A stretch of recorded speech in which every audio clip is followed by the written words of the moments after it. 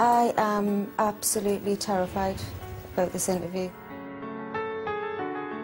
I'm going to be asked a lot of questions I'm slightly uncomfortable to answer. Cheryl Cole right now is probably the most talked about woman in Britain.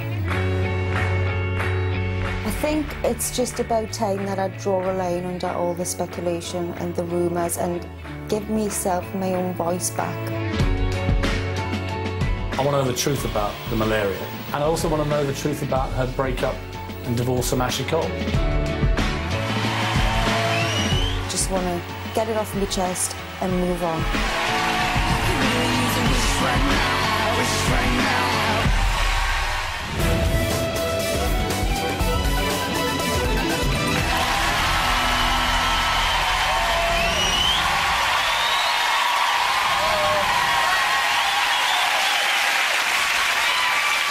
How are you feeling?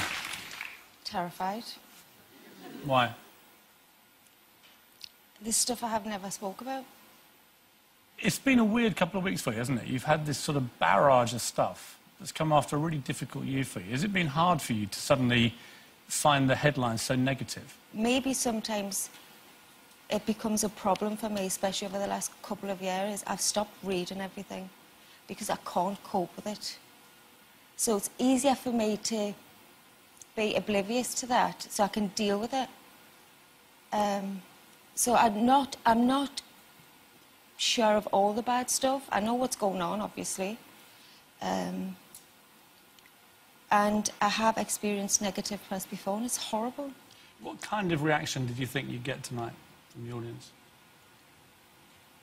Do you know what? I've had some... You wouldn't believe the support I've had from the public. It's like... It's overwhelming, and it makes me strong.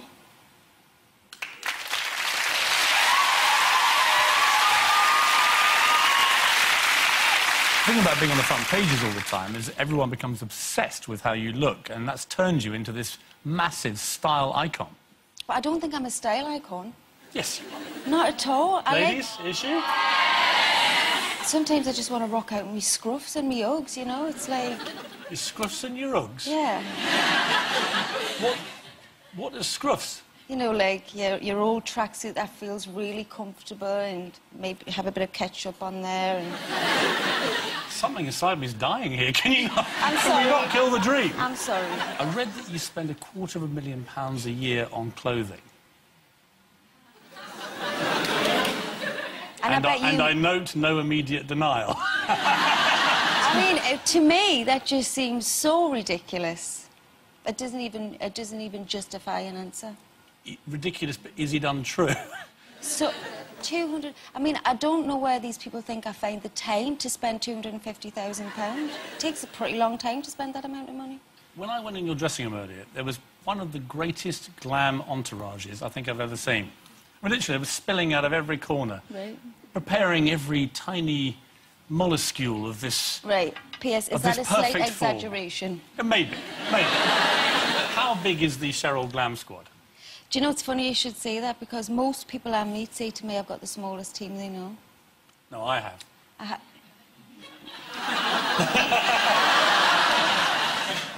And it shows, I know. When you pick up a newspaper and you've not been looking your perfect best, do you feel, again, that particular pressure that female stars feel? Oh, I feel pressure. Too, right? Yeah, of course. So I remember working with Amanda Holden on Britain's Got Talent when Kelly Brook got signed, and she went into a kind of meltdown for 3 days because we'd walk out and she'd have to face the press every day with Kelly coming out looking like a supermodel. I think that's really sad, actually, that people pit women against each other like that. Because Amanda is beautiful in her own way, but she might not have Amanda's brains. No, she hasn't.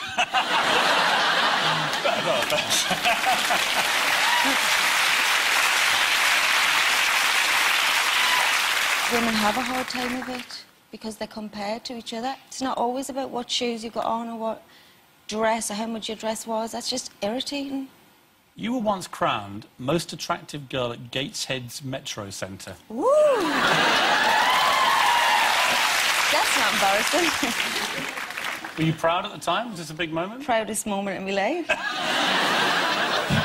How do you think your personal styles evolved, though, from the days of the Gateshead Metro tournament? I've seen pictures of you then, and, you know, you were very much a young thing trying to make your way in fashion. I was a teenager, yeah. Yeah. And I was very much a tomboy. And I wasn't surrounded by glamour. I wasn't one of those girls that went out and bought all the magazines off the shelf or anything like that. I just kind of plodded on with my own thing. I used to watch performances and probably try and dress more like a costume than an outfit. You know, more like a pop star. Who did you like to imitate? Anyone? Was there anyone that inspired you, fashion-wise? Britney. Really? Yeah. That would explain some of the outfits. And people like TLC. I thought myself a bit of a hip-hop girl. So I wanted to wear baggy trousers and Timberland boots and... But that's not where you've got to now, is it? I mean, I don't think if you asked anybody what they wore when they were 16, they'd be the same now at 27. I would like to not think so. Well, I'm glad you asked that, because we have actually got some photographic evidence to remind you of some of the Cheryl Cole looks over the years. What I want you to do is just tell me which ones you thought worked and which ones... which ones maybe weren't quite so successful. So I think we'll start with the sporty Cheryl look.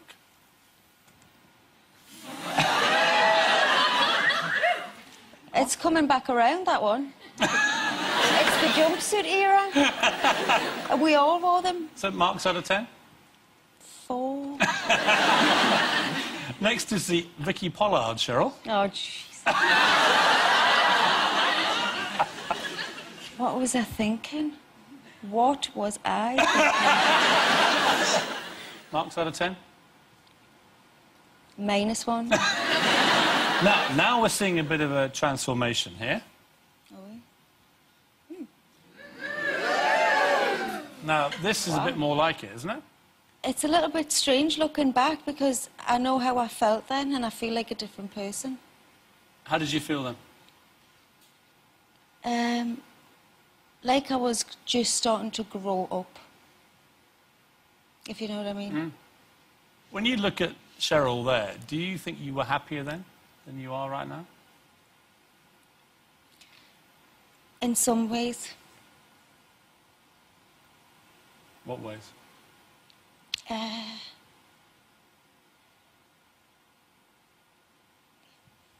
don't know, maybe a little bit freer. Freer? Just a little bit, like, it's got to a point where the paparazzi are intimidated. And I got so associated them so much with pain that now it's not fun like it was then. They're only after one thing, really, you looking upset. Because it goes with the story. Cheryl Cole, the girl next door who is anything but ordinary. If I knew what made Cheryl special, I'd literally bottle and sell it. I just think it's the aura she gives off. I don't know how to explain it. Cheryl's popularity is off the scale. Everybody loves Cheryl, people of all ages. Cheryl's just the perfect pop star. Through sheer grit and determination, Cheryl has become one of the biggest stars in Britain. From the beginning, she came into this world knowing what she wanted. She believes she can walk through glass. And you know what? She can. Do not underestimate Cheryl Cole. She's not stupid. She knows exactly what she's doing. I mean, she has me wrapped round her little finger. From an early age, it was clear that Cheryl was going places. The first day I took her to the dancing school, this teacher at the end of the first class came out and said, you know, she's very special, she's got something special here. In the last 2 years, the word Cheryl Cole had been mentioned over 18,000 times in British newspapers. Everyone wants a piece of Cheryl. She's huge. And it's no wonder. Not only is she one of Girls Aloud, Britain's biggest girl band, she married and then divorced one of the country's most famous footballers. It's really hard to do normal things like go to the supermarket, you know, go get petrol, go get, a bottle of milk. On average, there are 25 different stories written about her every day. I saw Cheryl's collapsed, and I just thought, another story, another rumour. And it wasn't until I got the call that I was like, whoa. But how many of the things we read about Cheryl can we actually believe?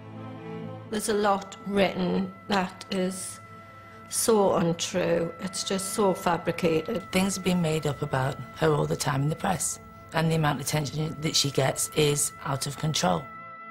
All attention for Cheryl Cole is good attention. She don't care. As long as she's in the headlines, it don't matter what they're saying. Is Pete Waterman right? Couldn't be more wrong. Because it's not a soap opera, it's my life. What are the most hurtful things you've had to read about yourself?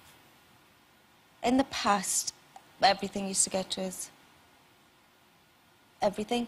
Because it's hard, because people don't really know you. They know what they're being given and the information they're being fed, that's it. It's all they know. So they develop their own perception of who you are, who you must be because of what they read. So it's frustrating because you want to say, no, do you know, I'm not like that. And if I was reading that, I wouldn't like me. I mean, all this stuff with Gamut, the X Factor contestant, Yeah. has turned you from kind of, Mother Teresa to Cruella de Vil. Do you regret not putting Gamut through to your final choice? It's one of those things where when you're sat there for those 2 days, bearing in mind I hadn't been to boot camp or I hadn't experienced any of that. All I had was the tape and the girl there and then. And it's a lot more than just hearing somebody sing. I have to take these girls and put them on a TV show and create something week on, week out. And that's what I'm looking at, and I'm looking for a twinkle in their eye, or I'm looking for an instinct I feel when I'm with them. You make decisions, and I thought I made the right decision. And I trust that decision, and I believe in my decision, so it's difficult because I also understand that everybody's got an opinion. Some people tried to suggest that you were being racist. I can't even justify that with an answer. I mean, it's just ridiculous. I can't. It's ridiculous. Is it hurtful when people do that? Or can you now somehow block it out? I can now somehow block it out. Because things have become so stupid. But when you need a kicking, you need a kicking, and if sometimes I made a wrong choice or it doesn't go with the grain, then I'd put my hands up and say, okay. How did you feel on a human level to Gamut, given that she's very young? Awful, awful, awful. Have you spoken to her since? I can't. Why? I don't know what to say. What am I supposed to say? By the way, I'm sorry I didn't take you any further. And I'm sorry now that your life's upside down. What am I supposed to say? When the doctor said there was a possibility you might die, what was going through your mind? I was actually thinking, if it's going to happen, please just hurry up.